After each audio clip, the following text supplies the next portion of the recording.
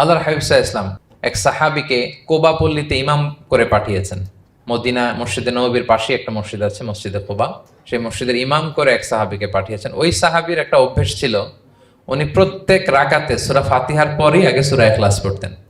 ধরেন প্রথম রাকাতে সূরা ফাতিহার পরে ইখলাস, এরপর একটা সূরা পড়তেন। দ্বিতীয় রাকাতে সূরা ফাতিহার পরে আবার সূরা ইখলাস, এরপর একটা সূরা পড়তেন।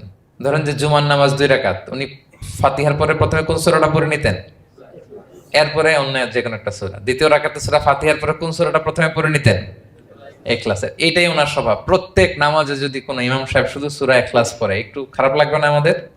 ওনার মুসল্লিদেরও তাই লেগেছে। ওনারা জিজ্ঞেস করলেন, তুমি এটা কেন করো? এরকম না করে স্বাভাবিকভাবে পড়ো। তো উনি বললেন, না, আমি এইভাবেই পড়বো, আমি যেভাবে পড়তেছি এইভাবেই পড়বো, পড়লে পড়ো, না হলে তোমাদের হিসাব তোমাদের। তো তারা যে রাসূল সাল্লাল্লাহু আলাইহি ওয়াসাল্লামের কাছে বিচার দিল যে, ইয়া রাসূলুল্লাহ, দেখেন, একজন ইমাম আপনি আমাদের জন্য নির্ধারণ করেছেন, উনি